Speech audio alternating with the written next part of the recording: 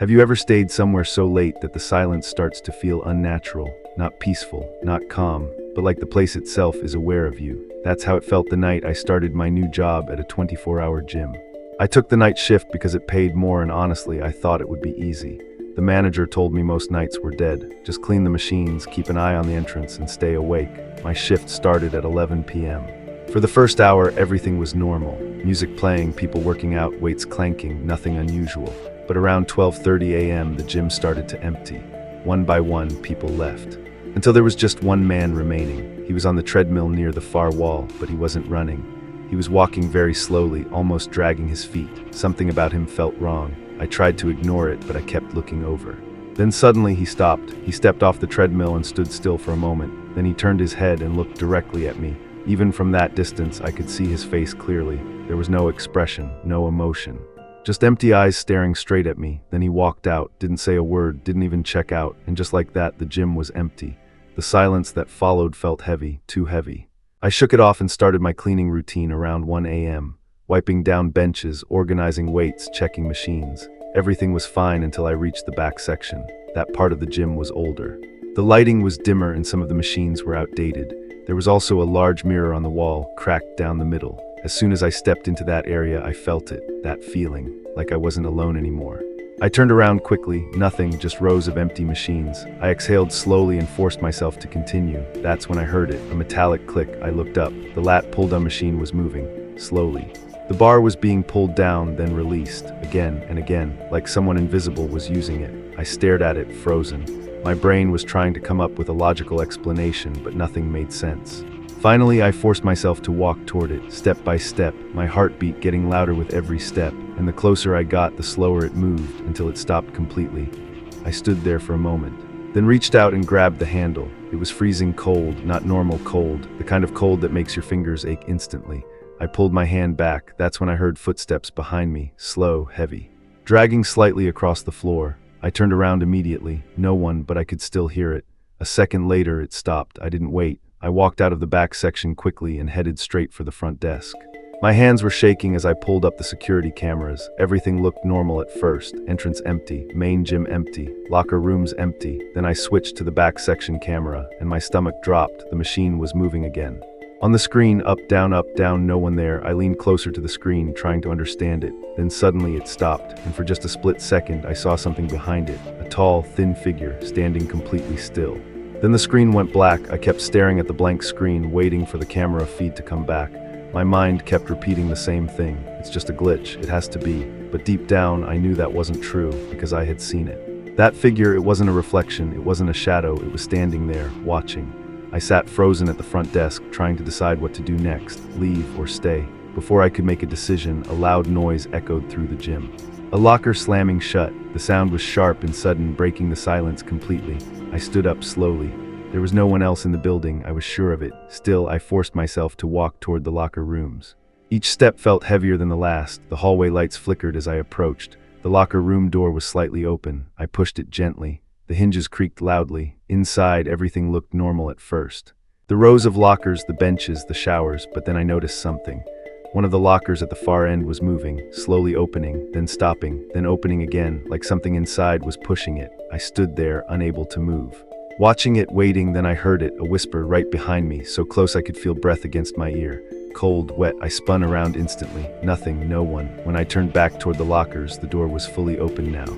And inside, there was only darkness, but it didn't look normal. It looked thick, heavy, like it had depth. Then something moved inside it. A hand, long, thin fingers slowly reaching out, sliding along the edge of the locker door. I felt my body go numb, and then it came out further. An arm, too long, too thin. The skin stretched tightly over bone. I couldn't take it anymore. I ran. I turned and sprinted out of the locker room, my footsteps echoing loudly. But then I heard something worse, footsteps behind me, fast, chasing me. I didn't look back. I ran straight to the front desk and grabbed onto it, trying to catch my breath. The footsteps stopped, just a few feet behind me. But when I turned around, there was nothing there. I stood there at the front desk, trying to steady my breathing. The gym was silent again, too silent, like nothing had happened, but I knew it had. I could still feel it, that presence, watching. Waiting, I grabbed my phone and tried calling the manager. No signal. I checked again, still nothing. That didn't make sense. I had full signal earlier. I stepped away from the desk, holding my phone up, trying to catch even one bar. That's when I heard it, the sound of the front door unlocking. A soft click, I froze. Slowly, I turned my head toward the entrance. The glass door opened, and someone walked in, a man wearing gym clothes, calm, relaxed. Like it was a completely normal night. For a moment, I felt relief. Finally, someone else, someone real. He walked up to the front desk while I just stood there staring at him. "I'm here for a workout," he said. His voice sounded off.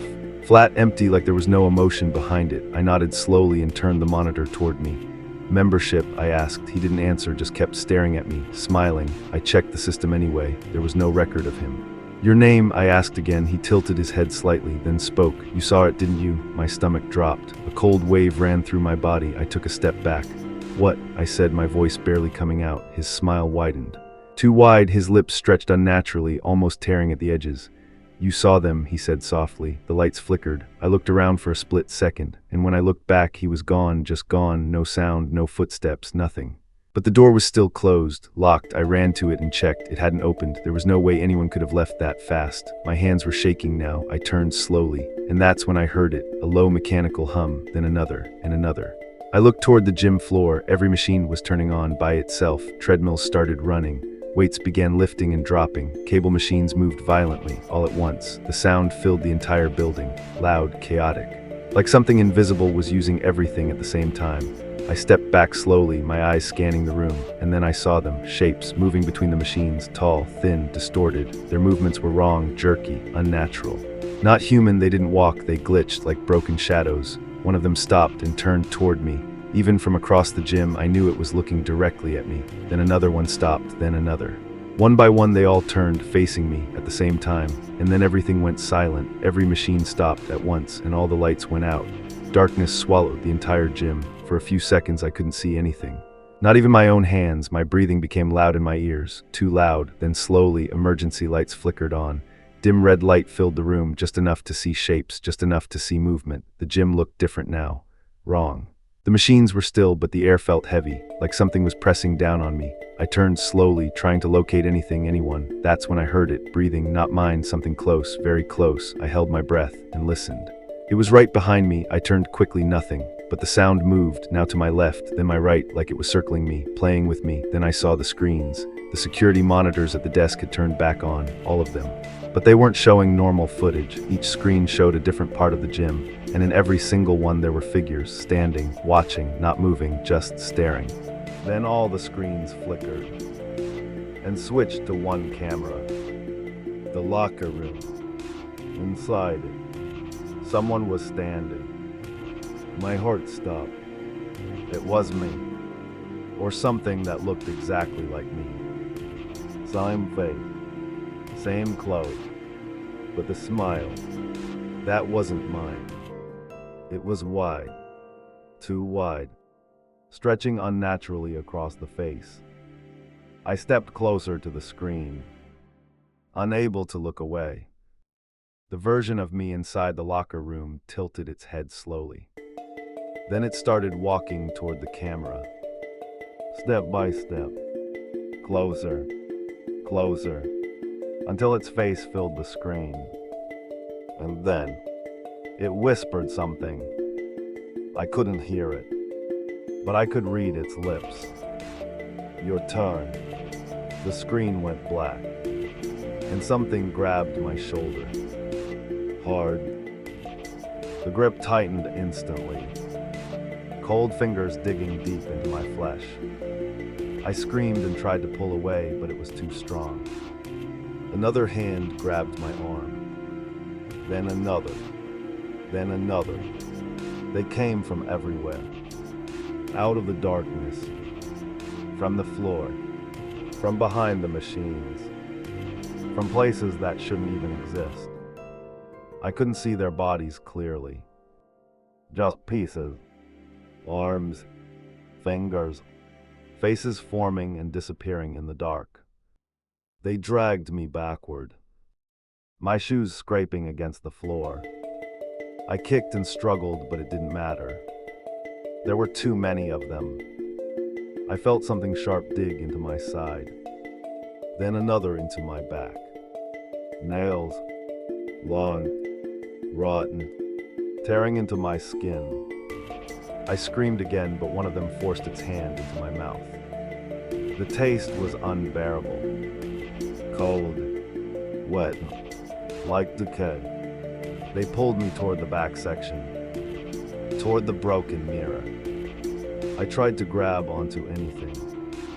The floor, the machines, but my grip kept slipping. They were too strong, too many. They threw me down in front of the mirror. I looked up, and what I saw wasn't me anymore. My reflection was changing. My face stretched slowly, my eyes darkening, my mouth widening into something unnatural. I touched my face, but it didn't match the reflection. It kept changing on its own. Behind me, I could feel them gathering. Dozens of them, watching, waiting. One of them stepped forward, taller than the rest, its body thin like bone wrapped in skin, its head tilted at an impossible angle. It reached down and grabbed my jaw, forcing my mouth open, wider, wider. I felt something crack. Pain shot through my skull. Then another crack. My jaw breaking. I tried to scream, but no sound came out. The others moved closer, their hands all over me now, pulling, stretching, tearing. I felt my arm being twisted backward. Too far. The bone snapped. I felt it clearly, heard it, but I couldn't stop it. They were taking me apart, slowly, piece by piece, like I was nothing, like I was just another machine. I looked at the mirror again. My reflection was